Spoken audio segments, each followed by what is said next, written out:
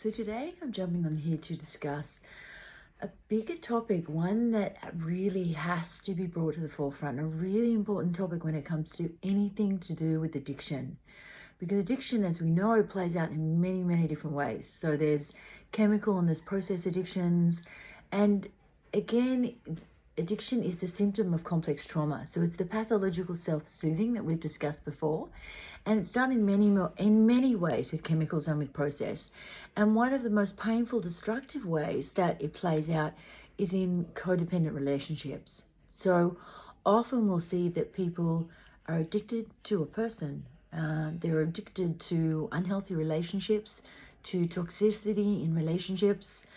And if you look at the definition of addiction itself, even Huberman, who's become very famous as a neuroscientist, he talks about addiction as a lessening of the things that bring you joy. So it just gets smaller and smaller. So joy used to come from the sunshine, from the gym, from a relationship, from beautiful food, from all these things. And then it gets narrower and narrower till it comes from heroin and heroin alone when you look at the extremities. So it can get just as dangerous when it comes to people being addicted to toxic relationships. And again, it's the narrowing of the focus there. And we're talking about relationships where we can see where there is, a breaking of boundaries, lack of respect, gaslighting, very dishonest, very unhelpful relationships, relationships where we also see that the other relationships suffer as a consequence of the primary relationship.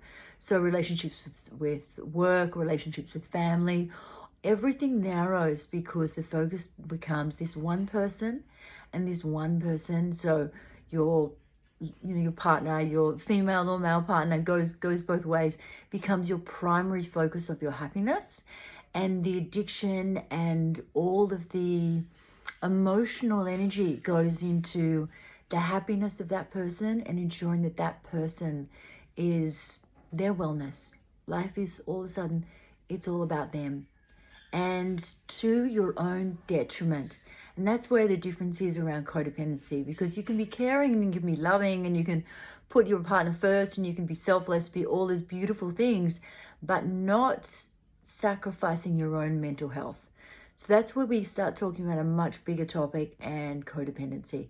But for now, let's just point out that relationships themselves can be very addictive.